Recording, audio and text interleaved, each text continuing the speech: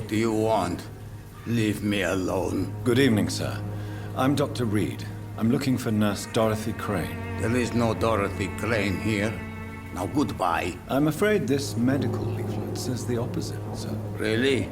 Well, I'm afraid I'm going to close this door right now. Go bother someone else, Mr. Doctor. To enter that house, I must discover who this man really is.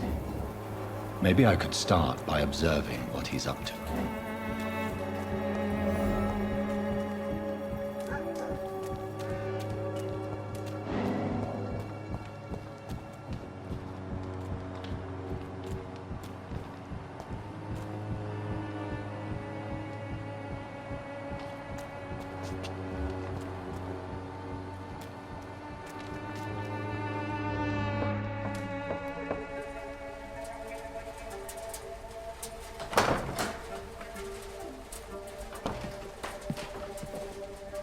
A strange man was at the door with a pass for our medical facility. I refused him entry.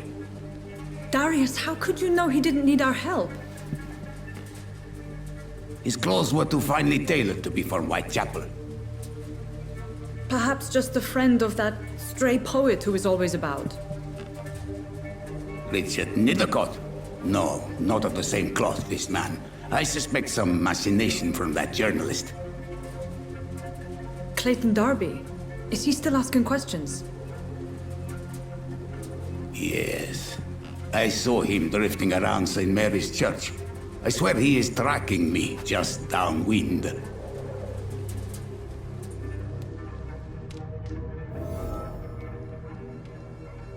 I must talk to that journalist or the poet. They must know about Darius. Nearby the church they just mentioned.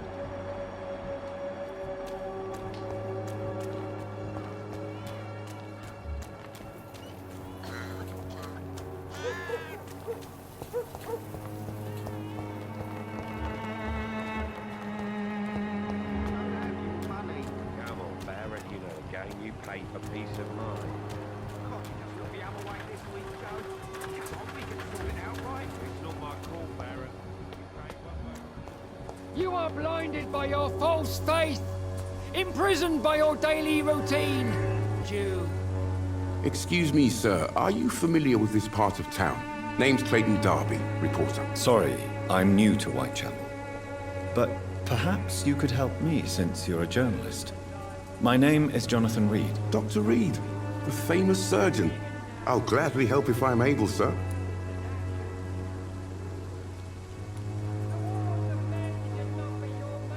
I heard you're investigating an underground medical dispensary in Whitechapel. What do you know about it? Not much, I'm afraid. They are wary of strangers, and I'm not really an acquaintance of theirs. Why do you care? I'm afraid one of the nurses from the Pembroke Hospital may be involved with unsavory activities. Ah, could it be Dorothy Crane? Without a doubt, you are a damn fine journalist, Mr. Darby. What do you know of her accomplice, a man named Darius? I don't know much about the man. He's very cautious. Never goes out. Doesn't seem to have any friends or family. He has no relatives at all? No. Except for that strange man, a poet named Richard Nithercott, who sometimes comes by. Darius would never let him in. Where can I find this Mr. Nithercott? He spends most of his time lurking around Whitechapel, talking to himself or declaring verses. These days, you can usually find him behind the church. He never goes out? No. A few days ago, he unexpectedly did. I followed him, but it was just a ruse to keep me away from his house. Really? How do you know? He went to the nearest mailbox, but just before posting his letter, he ripped it up and threw it away.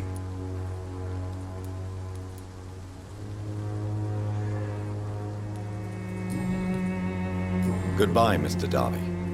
Farewell.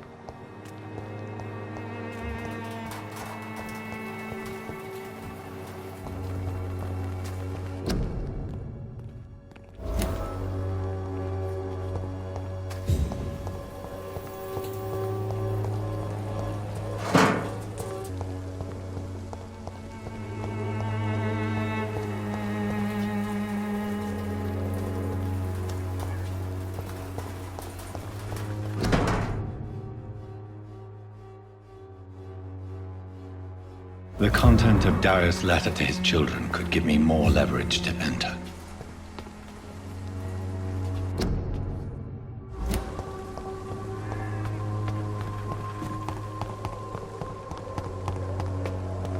It's locked.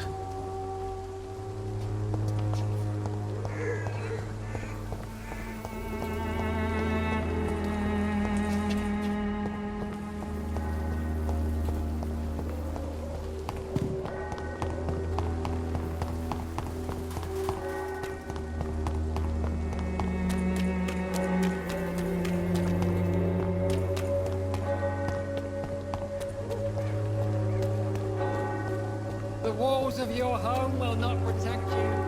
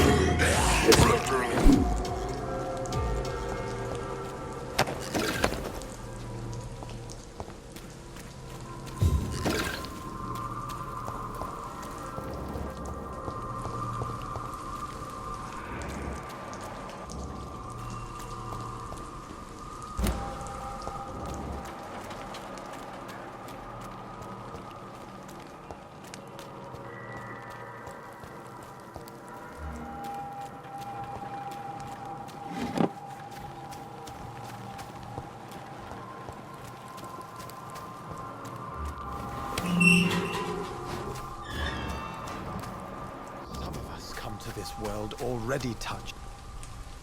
Good evening, sir. I'm Dr. Reed. I would like to ask you a few questions. Please be my guest. Although I may not be the best informant regarding this part of town, my words speak about that which the eyes cannot see. Really? Are you an artist of some kind? I'm a poet, sir. Richard Nithercott, at your service.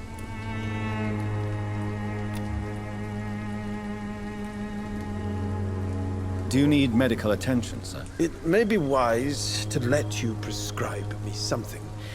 I don't feel like I should. I understand your appetite for words and macabre beauty, sir.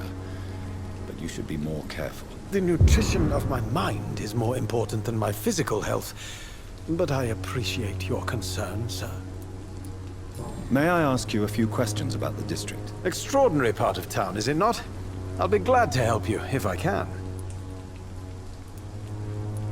I'm looking for Dorothy Crane, a nurse who lives in this vicinity. Dorothy Crane. Oh, I love the name. The Crane of Whitechapel. Sounds very mysterious. But, sorry, no, never heard of her. What can you tell me about an old man called Darius? Darius Petrescu. Yes, I know him. At first, I thought he was only a small publisher. I invited him to publish my work, but his reaction was pretty clear. Not interested in your talent? Darius is an old political activist who takes delight in printing tracts and lampoons. Those communist activities only require mediocre writing skills. I'll leave you alone, sir. Darius is a bit less of a mystery now. It should not be that difficult to incite him to let me in.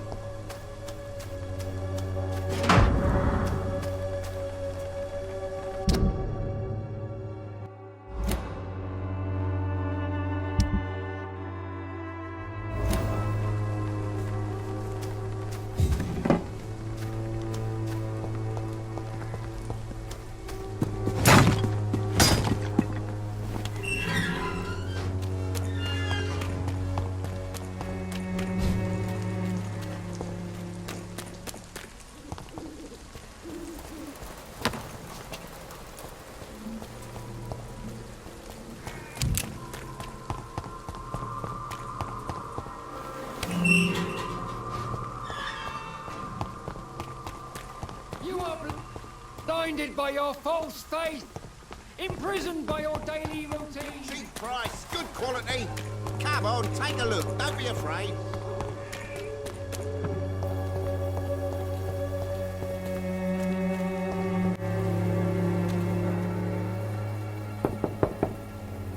Mr. Petrescu, just 1 minute, please. You again? Go away. Sir, wait. Stop this nonsense. I know Nurse Crane is here. Shall we speak man to man, you and I? All right. Speak up. Don't you see we're on the same side? We fight to help the poor, sick, and abandoned. I'm nothing like you, Mr. Doctor. Yes, you are. You too believe in providing medical care without charge. You know what we have to sacrifice to make the world a better place. I have to admit your words have conviction. All right, I'll let you see Dorothea. Don't make me regret this, though.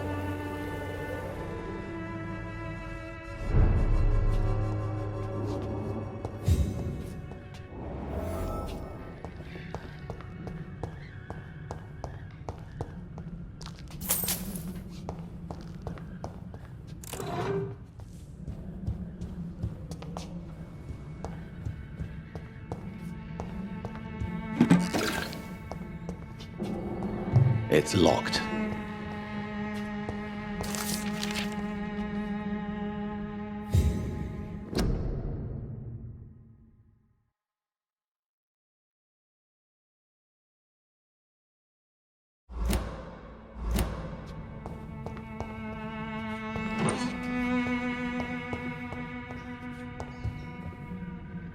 If you want to talk to Dorothea, you must go across the courtyard and take the stairs. We've not been formally introduced.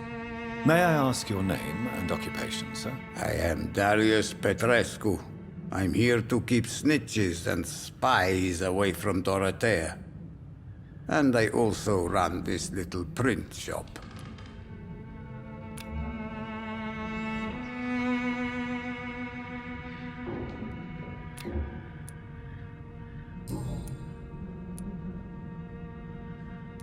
How did you meet Nurse Crane, Darius?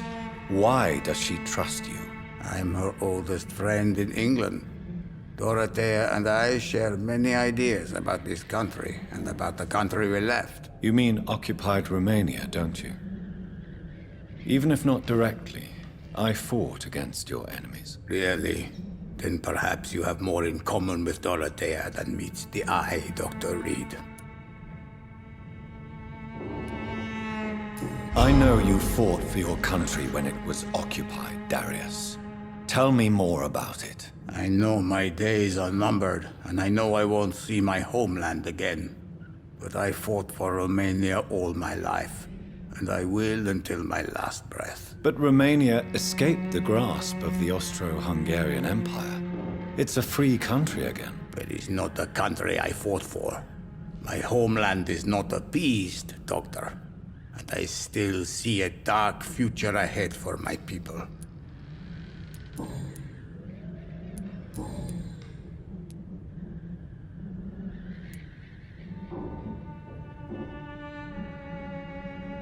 Did you refuse to publish Richard Nithercott's previous works, Darius? Yes, his manuscript is as pompous as he is starched.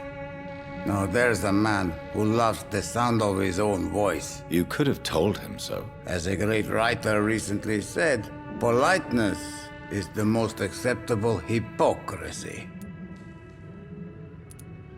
So Dorothy's real name is not Crane. Like myself and many people in this area, Dorothea is from occupied Romania. That's all you need to know. She seems important to the community. More than you can imagine. The West End does not want to hear of Whitechapel's misery. Dorothea is one of the few doing something about it. Goodbye, Mr. Petrescu.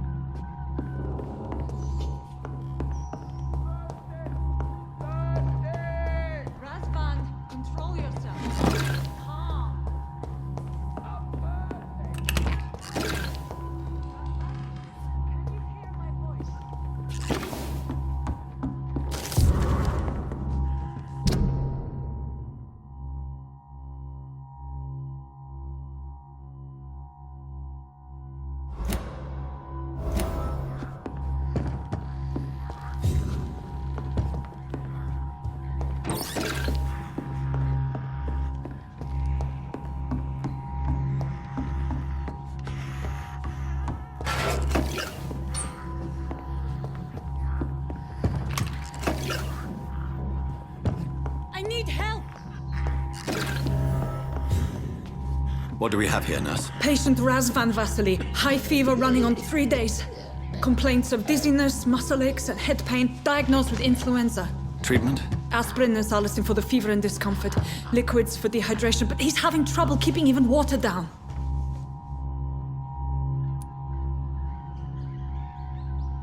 Aspirin and salicin, you say?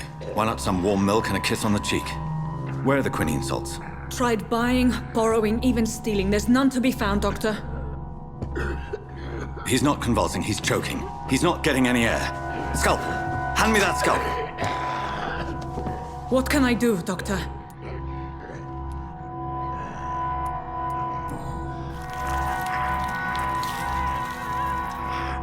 I need to perform a tracheostomy. Short pipe. That rubber tube will do. We're going to cut a passage for air through the neck. Yes, Doctor. He's breathing again, but he's coughing up blood. Internal hemorrhaging. I need to make another incision into the chest cavity to drain the fluids from the lung. Prepare another tube. A thoracostomy? Doctor, we've nothing to fight the infection. We need an aseptic environment. Right then, Nurse Crane. What do you suggest we do? I've no idea. I'm not the doctor. Time is of the essence. We need to perform a thoracic drain. Yes, Doctor.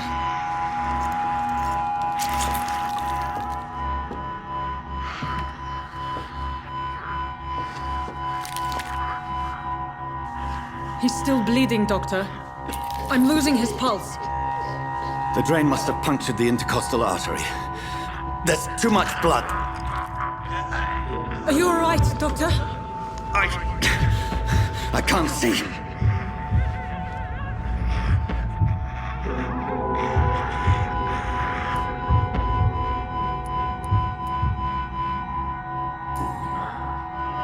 I must first suture the artery.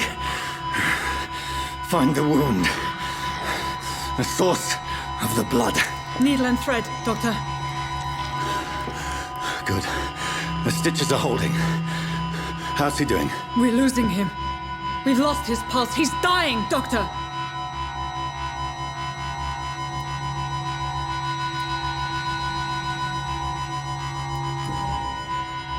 Cardiac massage, now. Cardiac... What?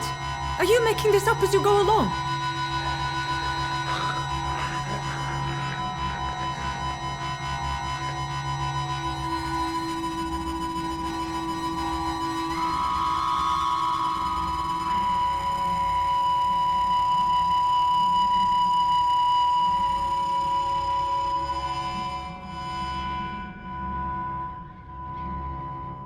We've lost the pulse.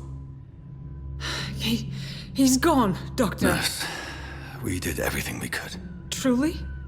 Everything you could. Is that how you'll report this in your log? Is this how the war went? Piling up one poor corpse beside the next? This was not an influenza-induced seizure. I've never seen symptoms like these on the continent. Neither have I. But the previous symptoms leading up to this attack were the same, indistinguishable from the epidemic. No. There was something more vile in these reactions. Something primitive. There have been numerous reports of mental breakdowns caused by the fever that accompanies the flu itself, Doctor. Yes, but... I'd best take some samples of the blood for analysis.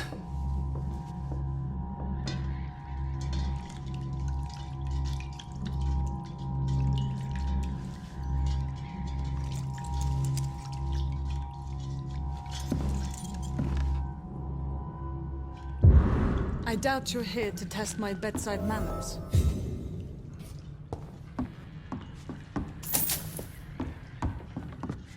It's locked, all right. To what do I owe this courtesy? I suspect it was more than intuition alone that led you to us. So, how might I be of service, Dr. Reed?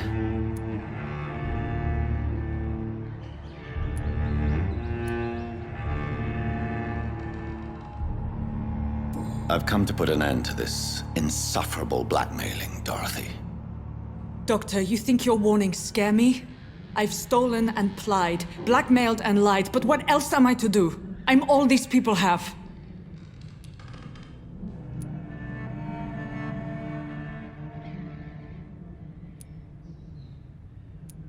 Dr. Swansea is a sensible and honest man. He wouldn't have refused your friend's care at Pembroke. It's easy for you to say, Doctor. These people cannot go to the police, nor to the hospital. They don't even speak English. They depend on me for everything. But why Lady Ashbury? Why her, of all people? She's pristine and proper, all right. But that she-wolf in sheep's clothing murders the poor for sport. I have her where she belongs, and I'll milk her for all she's got. So, the end justifies the means. Is that your defense? I know you're kind, Doctor. Just another fine-heeled, silver-spooned gentleman who was given the world on a platter. You know nothing of poverty. Nothing of the shame, the hunger, the loneliness. You've convinced me of the sincerity of your actions and their noble justifications. But all the same, blackmail is a crime, and it will stop, Nurse Crane. So, are you going to turn me over to the authorities?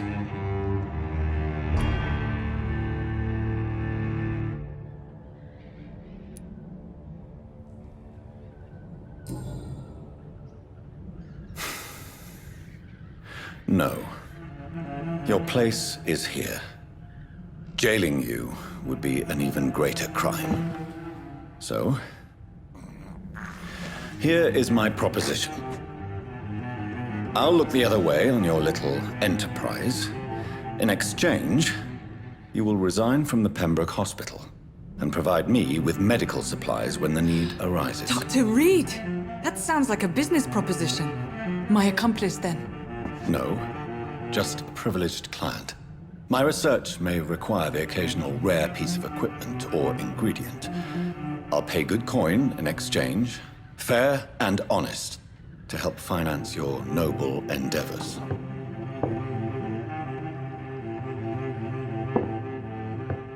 We have ourselves a deal, Doctor. Good customers are always welcome. Yes, Nurse Crane. We have a deal.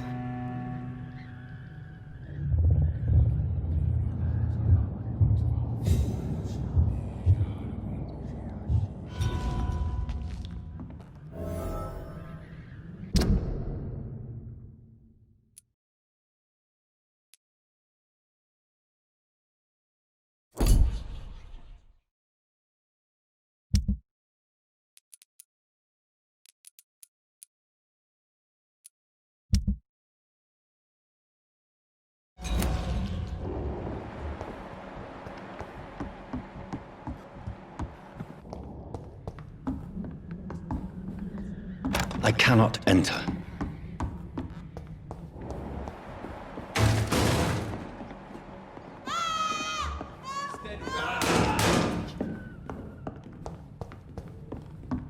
Oh, this one stinks already.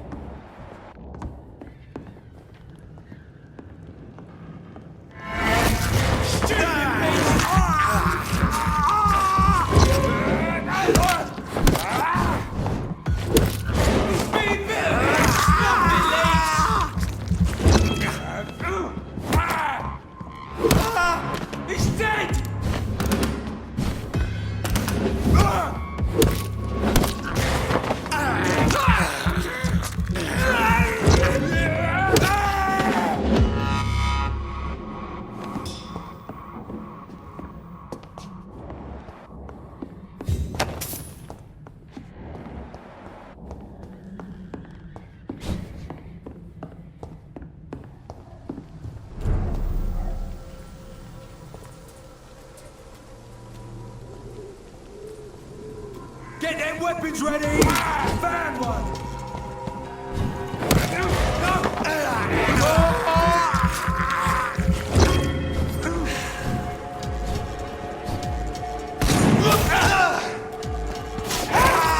Christ, he's dead! This one's mine!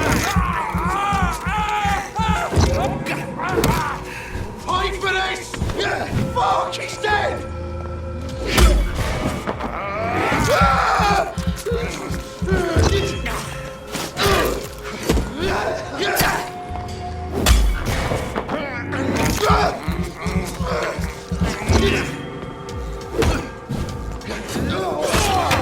Kill him all you deserve!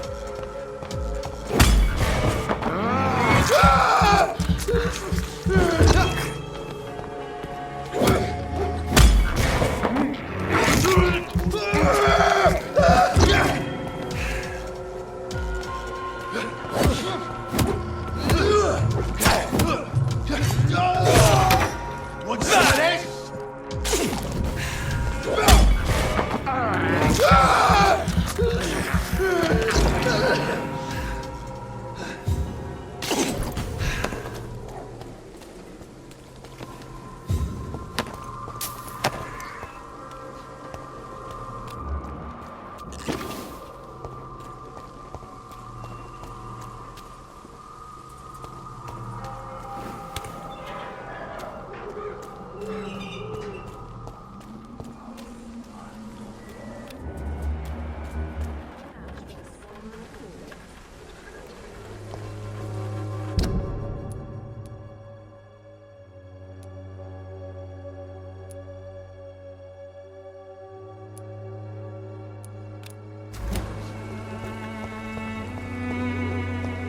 The Swanborough cordial can be the answer to all your problems. As long as you have the money.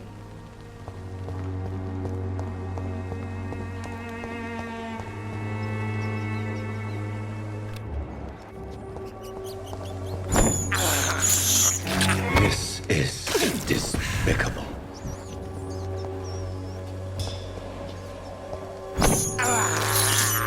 I can't believe I'm doing this.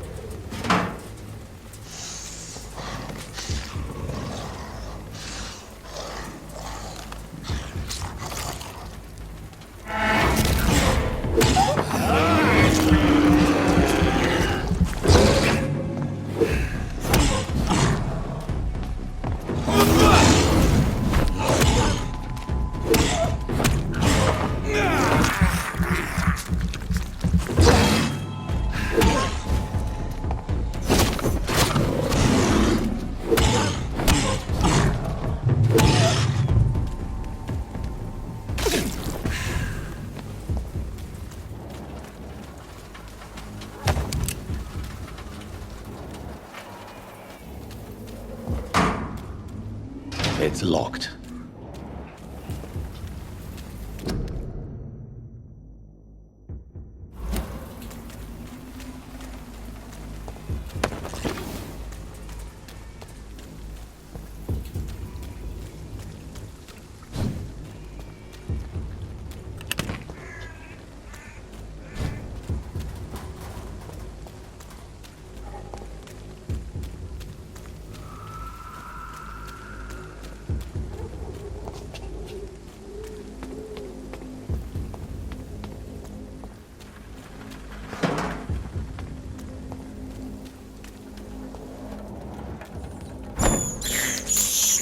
I have this thirst for blood.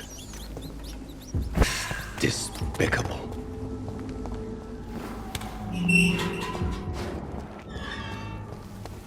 Human blood. Whoever left these marks did so deliberately.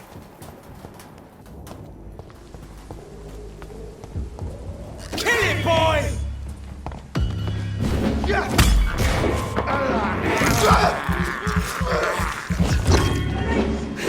Trust the leech, boys!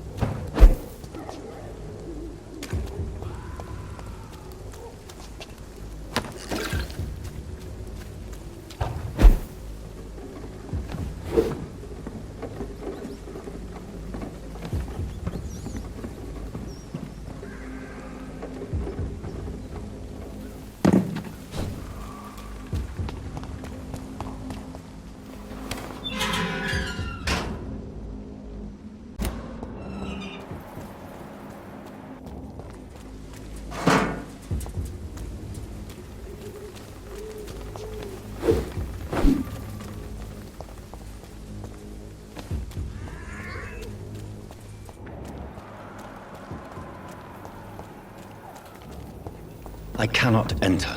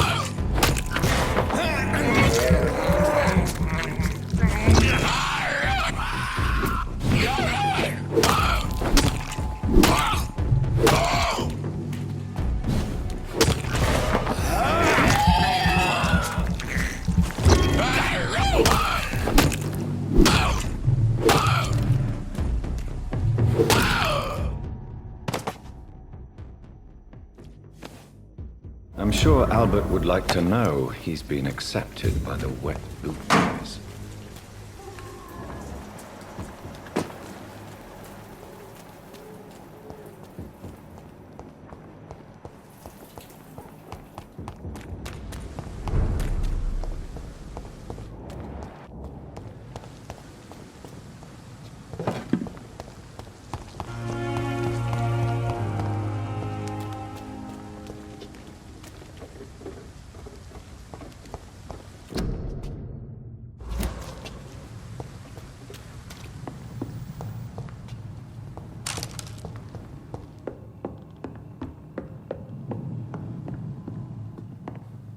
It's locked, all right.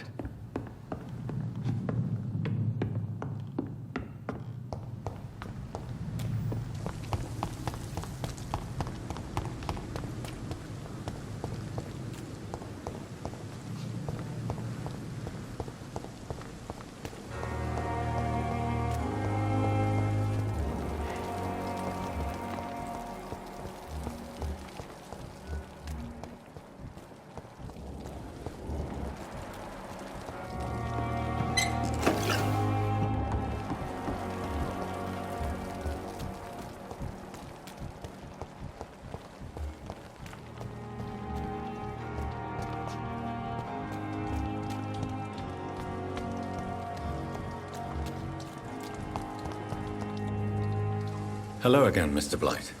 I'm happy to see Mr. Thatcher is safe, for now. I'm eternally grateful, Doctor. We were total strangers and you helped us anyway. Can't thank you enough, sir. Do you need medical attention, sir? Afraid so. In the war, I was always worried about picking up something, getting some infection. Unfortunately, got that fear in London now. Throughout history, some diseases have done more damage to armies than any weapon created by man. You were wise to be careful. You're working at the Pembroke Hospital, aren't you? That's a good enough reason for me and Oswald to go there.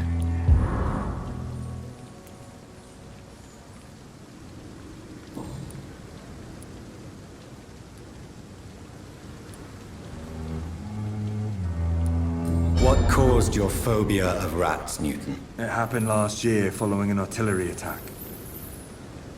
I was trapped for 2 days in a hole under 2 dead soldiers.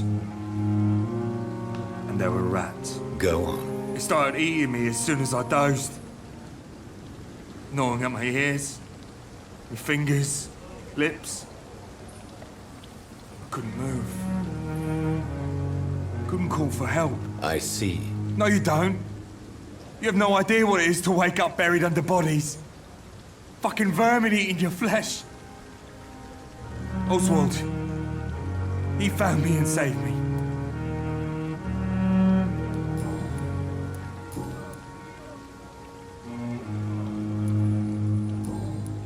Goodbye, Mr. Blight. Take care of yourself.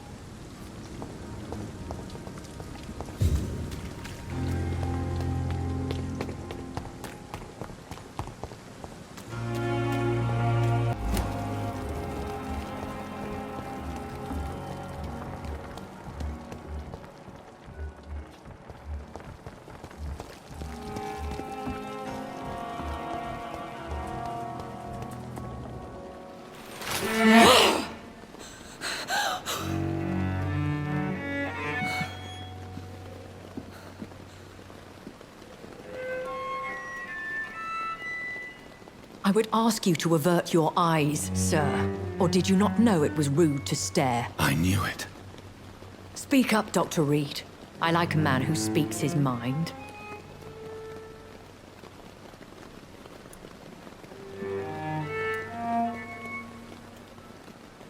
Hiding your true appetites behind a facade of compassion. Bravo. Very clever indeed. Spare me your sarcasm, Jonathan. You are but newly born in this world.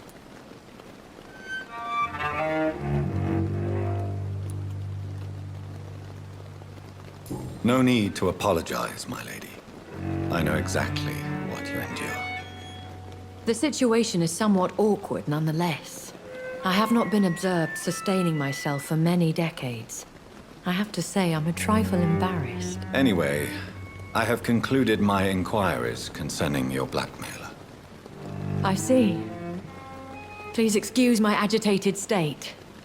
Under normal circumstances, I wouldn't let anyone see me in this condition. I must confess I have not put an end to the blackmail, my lady. Unfortunately, I could not bring myself to do it. I'm so disappointed in you, Jonathan. I didn't expect this from you. Lady Ashbury, you yourself admitted how ridiculous the sum of money was. I can assure you, it was all used for charitable ends. Well, you are full of surprises, aren't you, Jonathan? All right, say I trust you. But you will still pay the ransom. That is only fair. After all, it was you who failed to bring this problem to a satisfactory conclusion. I believe I could agree to that. And since a lady always keeps her promises, I will now answer any questions you may have.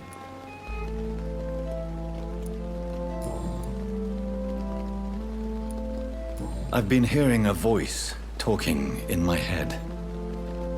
Is this some kind of insanity? It feels like the voice of the vampire that created me. Hush. Tell no one this. It would be unwise to talk of such things amongst British immortals. Speak no more of your maker. How could this cause offense? Only the powerful immortals can mentally call to their progeny. No vampire or hunter will sleep easy, knowing that an unidentified elder is stalking the streets of London. Excuse my forwardness, but... are you my maker? Me? Goodness, no. Only a foolish immortal would create a progeny without taking precaution, and I'm no fool. I don't understand. Why was I created and then left for dead? That is a question only the one who made you can answer. It's not normal practice. I doubt even if you find him, he will answer you, considering how cruelly he treated you. I'd like to avoid creating another vampire by mistake anyway. Tell me, how is it done? The process is dangerous. It could even kill your potential progeny. If you did decide to sire an offspring, they must drink of your blood, Jonathan. So me being a vampire could have been a mistake? I very much doubt it, Jonathan. Contrary to the legends, it is not as simple to make another vampire by just biting someone. A vampire? Is that what I am? What we are? Such a crude word, defined by penny dreadfuls and drunken hacks. No. You are now an Ekon, and that you shall remain. So we are Ekons. How can I identify us amongst other vampires? How to put it? All Ekon are vampires, but all vampires are not Ekon. We are but a branch of the immortal tree. Are you an Ekon too? Yes, I am. We are the closest thing to what man refers to as vampires. Forget what you think you know about us.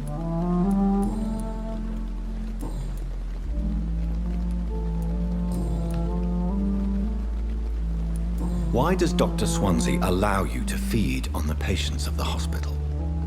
Dr. Swansea is a good and compassionate man. He is trying to find a solution for our hunger. Until that happens, he is clever enough to understand that I only feed upon the dying. And no one suspected you of the murders? As you well know, suspicion has recently fallen on me of killing for pleasure. But you have my word, Jonathan. I take no pleasure in taking a life. What do you know about this Brotherhood of St. Paul's Stole? The Brotherhood is well known amongst London vampire society. As long as our kind is discreet, and as long as they do not interfere, we have come to a mutual understanding.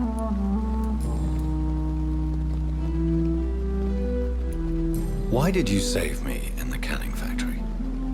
I could hardly stand by and watch such a promising young blood as yourself be torn to shreds by some gutter scowl. William Bishop wasn't the vampire that created me then?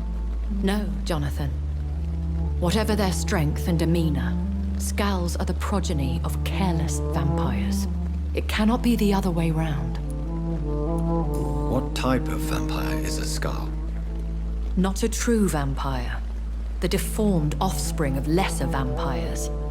It is a shame these creatures run wild, slaves to their baser instincts. I know this is beyond the pale, but may I inquire your age? Really? And I thought you were gentlemen. If you must know, I'm 27. I've been 27 for a long time now, and 27 I shall remain.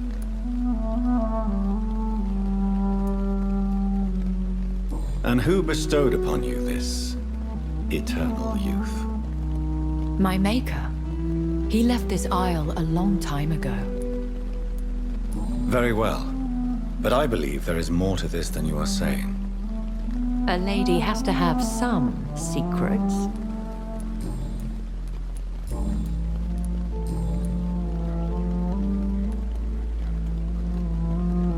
I've been away from London and England for 3 years. This isn't the city I remember. Things have gone from bad to worse here, Jonathan. I've lived in this city for a long time, and I've never seen it like this. The Spanish flu has hit London that bad? Yes, but it's not just that. I've heard things. Things I've not heard for a very, very long time. There are whispers in the shadows. Something far worse than the Spanish flu is here in the city. What is it you fear? Fear has long since flown this form. But there is something malevolent circling us. I feel fear is merely waiting in the wings. Are there many vampires here in London? Immortals are of a rare breed, and we often tend to hide. But you may occasionally meet some of us at night. Do you know any of them? Have you an idea of the identity of the vampire who attacked me? You mean your maker? No, Jonathan, I have no clue. But I fear he or she is as careless as cruel. To let you discover your new condition by yourself. What do you mean? Every now and then, you may discover an immortal in the deep of the night. But we are a rare and reclusive breed. Our progeny is almost never accidental.